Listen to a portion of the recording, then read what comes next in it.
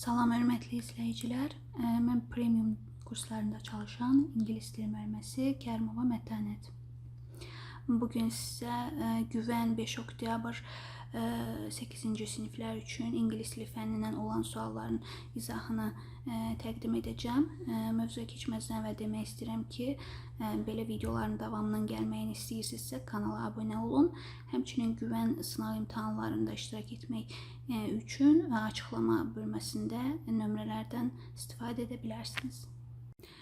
İlk 4 sual dinləmə mətnindən olan sualları əhatə edir. Birinci sualımız belədir. What is the passage mainly about? Mətn nədən bəhs edir? Düzgün cavab burada D variantıdır. The Japanese art of folding paper. Yəni Yaponiyada inkişaf etmiş kağız qatlama sənəti. İkinci sual. What are some popular origami models? Məşhur olan origami figurları hansılardır? Burada düzgün cavab B variantıdır. Hansı ki the crane, the lotus flower and the frog. Crane uşaqlar uzun ayaqlı, uzun boyunlu, turna adlı quş növüdür. Hansı ki Yaponiyada sülh rəmzi kimi hesab edilir. Üçüncü suala keçirik. Origami is made by. Origami nədən hazırlanır? Düzgün cavab C variantıdır. Folding only one piece of paper. Yalnız bir parça kağızı qatlamaqla hazırlanır. Yəni burada yapışqan, qayçı, kəsim biçim heç bir şeydən istifadə edilmir. Dördüncü sual isə yanlış və doğru fikirlər istəyir bizdən. Birinci deyir ki, origami started in Japan.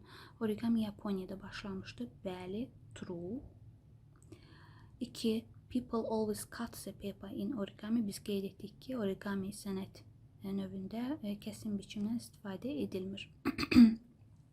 Ona görə false. 3. Some origami models can move a little.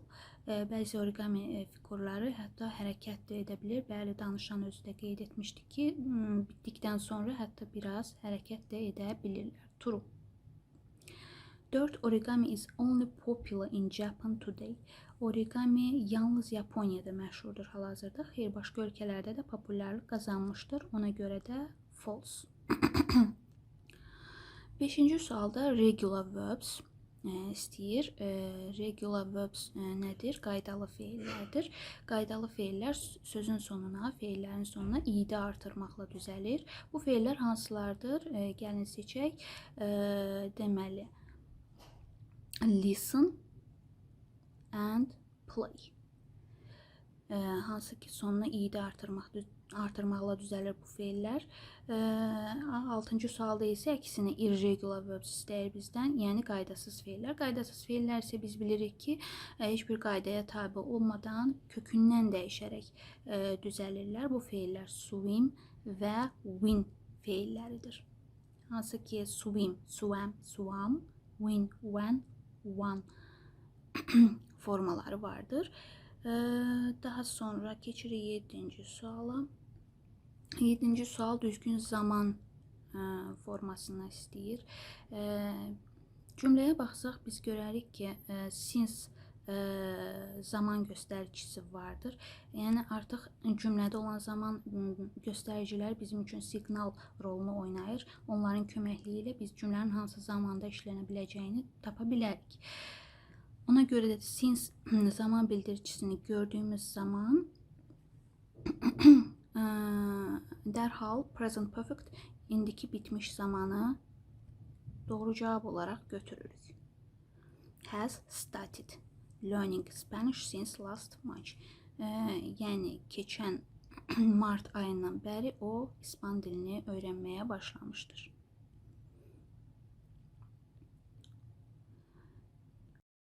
8-ci sualda da biz for söz önüsünü görürük. Ümumiyyətlə for söz önüsü ilə birləşən zaman mənalı sözlər gördüyümüz zaman biz present perfect işlədirik. Yəni indiki bitmiş zaman formasını işlədirik. Burada düzgün cavab Y variantıdır. Fikir versəz, Tony üçüncü şəxsin təkidir, ona görə cümlə have ilə başlaya bilməz. Has ilə başlayacaqdır və feilin üçüncü forması ikinci boşluqda olmalıdır. Had, having, üçüncü forması had. 9-cu sual. Cümlədə yet görürük. Yet hələ də deməkdir. Sual və inkar cümlələrində işlənir. Və bu cümlədə də biz düzgün cavab olaraq A variantını götürməliyik. Çünki yet present perfect zaman formalarında istifadə edilir. Yəni, I haven't finished my homework yet. Mən ev tapşırığımı hələ də bitirməmişəm. 10-cu sual. He has played the guitar a long time. Bu a long time ilə birləşməli olan sözüncüsü for olmalıdır. Yəni A variantı. Digərləri qrammatik cəhətdən uyğun deyil. Bəziləriniz since götürə bilərsiniz.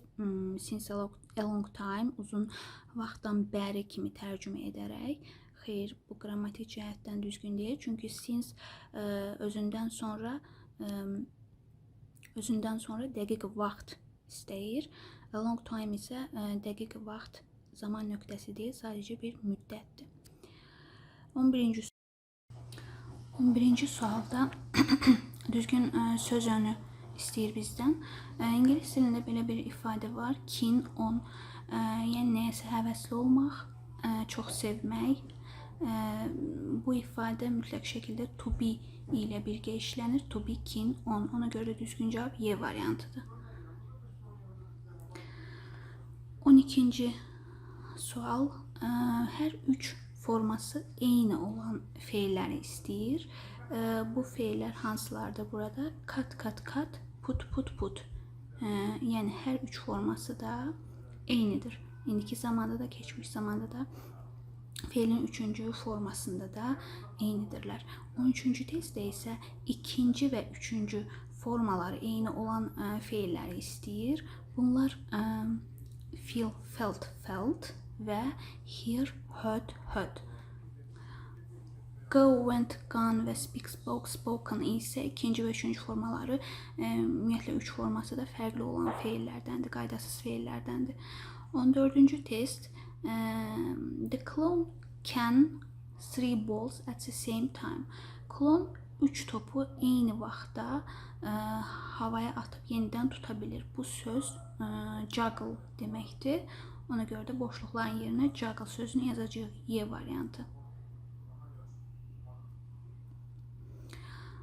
Daha sonra 15-ci testimizə gəldik. 15-ci testdə düzgün söz təsvirlərini sözlərin özləri ilə uyğunlaşdırmalıyıq.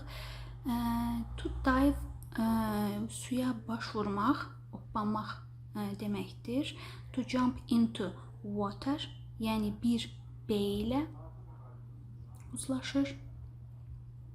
To surf dalğalar üzərində üzmək deməkdir. Xüsusi taxta vasitəsilə dalğalar üzərində üzmək deməkdir.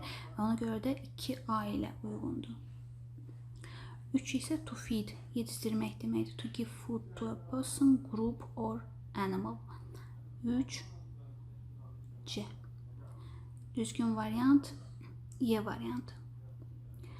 16-cı testdə bizdən doğru sinonim cütlüyünü istəyir. Düzgün cavab D variantıdır.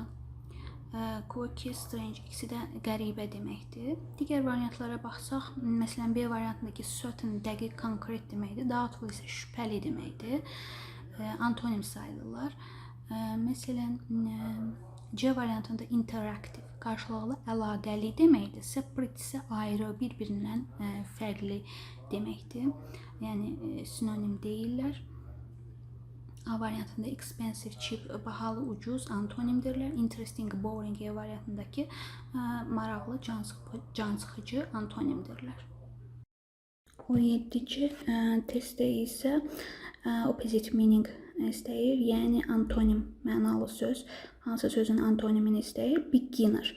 Beginner yeni başlayan deməkdir, yəni bir şeyi öyrənməyə yeni başlayan şəxslərə deyilir.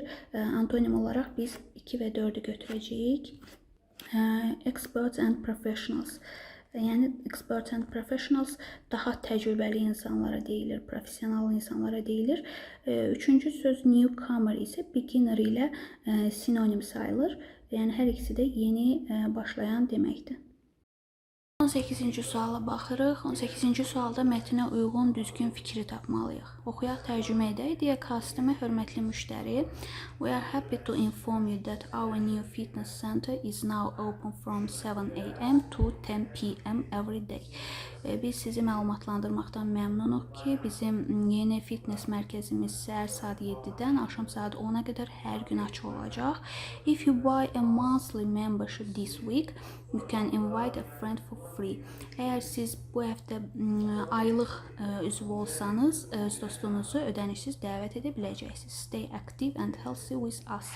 Bizimlə fəal və sağlam qalın. Fit Life Team, sağlam həyat komandası. Doğru cavab, gəlin baxaq variantlara. A variantında deyilir ki, customers can bring a friend free with a new membership. Müştərilər yeni üzv olmaqla dostlarını ödənişsiz gətirə bilirlər. Elə doğru cavab budur. Məsələn, C variantına baxaq. The fitness center closes at 7 p.m.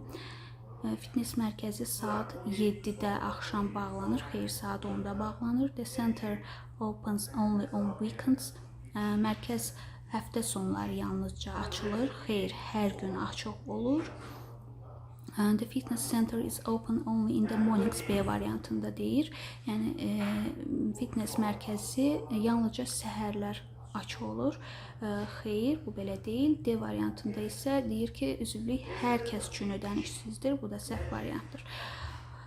Düzgün cavab A variantı. Keçirik 19-cu suala. 19-cu sualda da yenə eyni tipli testdir. Oxuyaq mətnimizi. We are looking for volunteers to help during the school science fair. Biz deməli məktəb elm sərgisinə deməli kömək etmək üçün könüllülər axtarırıq. You don't need to be an expert in science. Siz elmdə çox da təcrübəli olmağınıza ehtiyac yoxdur.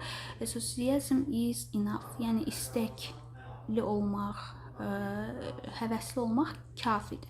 Teachers will give instructions before the event. Tədbirdən əvvəl müəllimlər sizə təlimatlar verəcəklər. Variantlara baxaq. A variantında volunteers must have a science degree deyir. Yəni könüllülərin elmi dərəcəsi olmalıdır. Xeyr, orada deyir ki, sizin elmdə yəni təcrübəli olmanıza ehtiyac yoxdur. B variantı students can volunteer even without special knowledge. Bəli, düzgün cavab budur. Tələbələr deməli xüsusi biliyə sahib olmadan könüllülük edə bilərlər. Düzgün cavab B variantıdır. Digər variantlara da baxsaq, only teachers can join the science fair. Yalnızca müəllimlər bu elm sərgisinə qoşula bilər. Xeyr, the fair is only for professional scientists. Elm sərgisi yalnız professional alimlər üçündür. Bu da düzgün cavab deyil. Ona görə də düzgün cavab olaraq B variantını götürürük. 20-ci suala baxırıq. Reklamın məqsədini soruşur bizdən. Would you like to learn Spanish in just 3 months? Deyir, yalnız 3 ayda İspan dilini öyrənmək istəyirsiniz. Join our evening classes starting from October 5. Oktyabr ayının 5-dən etibarən başlayan axşam dərslərimizə qoşulun. Call this number for more information. Daha ətraflı məlumat üçün bu nömrəyə zəng edin. A variantında deyilir ki, to announce the opening of a new school. Yeni məktəbin açılışını elan etmək. Xeyr. B variantı to invite people to join language classes. Deməli, insanları dil dərslərinə qoşulmaq üçün dəvət etmək. Məhz bu cavabdır, düzgün cavab. C variantında to explain why Spanish is easy to learn. İzah edir ki, İspan dili nəyə görə asandır öyrənmək, bu deyil. To advertise free online courses. Pulsuz online dərslərin elanını vermək, yəni bu da düzgün cavab deyil. To sell Spanish dictionaries. İspan lüğətlərini satmaq. Bu da düzgün cevap değil. Doğru cevabımız B variantıdır. Gəlin 21-25-ci sualları əhatə edən mətn suallarına cavab tapaq. Əvvəlcə oxuyaq, tərcümə edək. Drone flying is a very interesting and modern hobby. Drone uçurtma çox maraqlı və müasir hobidir. A drone is a small machine that can fly in the air. Drone havada uça bilən balaca maşına deyilir. Many people use drones today for fun, for work or for making videos. Çox insanlar dronlardan əyləncə üçün, iş üçün və yaxud da videolar düzəltmək üçün istifadə edir. This hobby is perfect because it combines technology and creativity. Bu hobi möhtəşəmdir çünki o texnologiya və yaradıcılığı özündə cəmləşdirir. A drone can be used for taking aerial photos and videos. Drone havadan şəkillər və videolar çəkmək üçün istifadə edilə bilir. Yəni yuxarıdan aşağıya şəkillər çəkmək üçün. These pictures are from above, so they look very special. Bu şəkillər yuxarıdan olur və onlar çox xüsusi görsənirlər. Hundreds of photos and videos can be made and then shared on a blog or social media. Yüzlərlə belə şəkil və videolar düzəldilir, hazırlanır və sosial mediada paylaşıla bilir. Friends and followers enjoy watching them and often give many positive comments. Dostlar və ya izləyicilər bu videoları izləməkdən həzz alırlar və tez-tez müsbət kommentlər, şərhlər verə bilirlər. It feels good to share this work with others. Başqaları ilə bu işi bölüşmək çox yaxşı hiss etdirir. There are also drone racing competitions in many cities. Bir çox ölkələrdə drone sürət yarışları da həmçinin keçirilir. Pilots control their drones and fly them very fast through different tracks. Pilotlar dronlarını idarə edə bilirlər və onları müxtəlif traslar vasitəsilə cəld, sürətli uçura bilirlər. This sport is exciting and popular. Bu idman çox həyəcanlı və məşhurdur. Joining such a race can be a great goal for hobby lovers who want to improve their skills.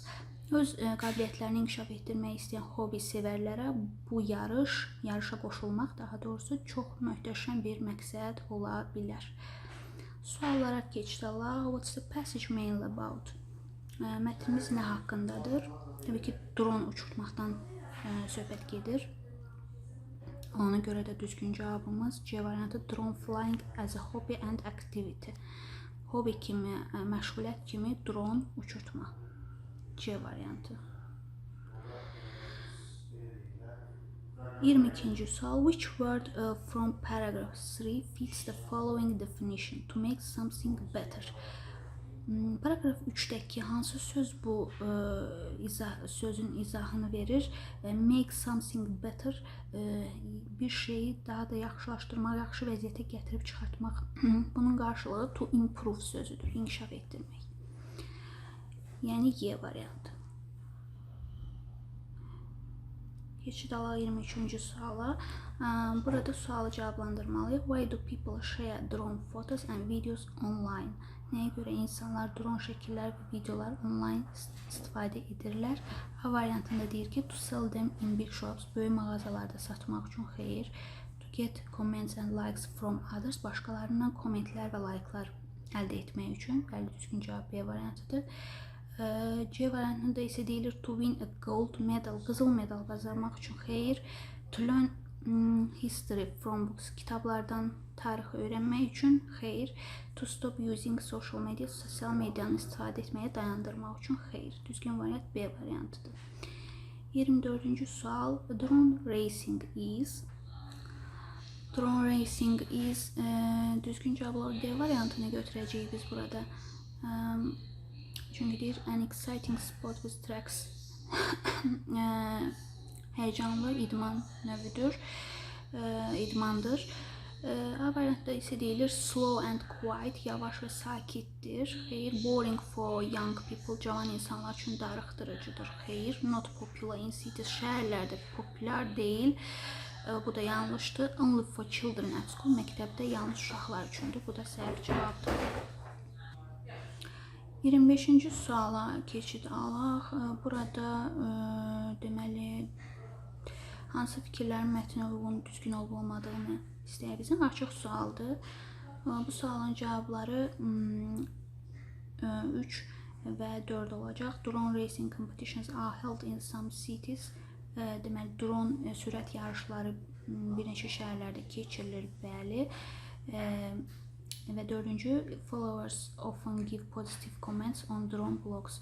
İzləyicilər tez-tez pozitiv, müsbət şərhlər edə bilirlər drone bloqları üzərindən. 3 və 4 doğru cavab olaraq götürülür. Birinci cümlədə isə deyilir ki, drones cannot take photos and videos from above. Dronlar yuxarıdan şəkil və videolar çəkə bilmir, xeyr. 2-də isə deyilir, every drone user must join a race. Hər drone istifadəçisi yarışda iştirak etməlidir, qoşulmalıdır. Belə bir şey yox idi mətnimizdə. Ona görə doğru cavab 3 və 4-ü götürürük. Sonuncu sualımıza gəldik. 26-cı sualda bizdən mətn düzəltməyi tələb edir. Şəkillər üzrə ən az 35 sözdən və ya daha çox ibarət ola bilər. Yəni bu kimi tapşırıqlar artıq uşaqlar sizin söz bazanızın zənginliyindən asılıdır. Sadəcə bir neçə nümunə göstərə bilərəm ki, məsələn, for example, the two friends came to the forest to plant trees. İki dost meşəyə ağac əkməyə gəlmişlər. They also picked fruit. Onlar həmçinin meyvə də dərdilər və sair bu kimi cümlələrdən istifadə edə bilərsiniz. Bu qədər uşaqlar, dərslərinizdə, imtahanlarınızda sizə bol uğur arzu edirəm. Kanala abunə olmağı da unutmayın. Sağ olun.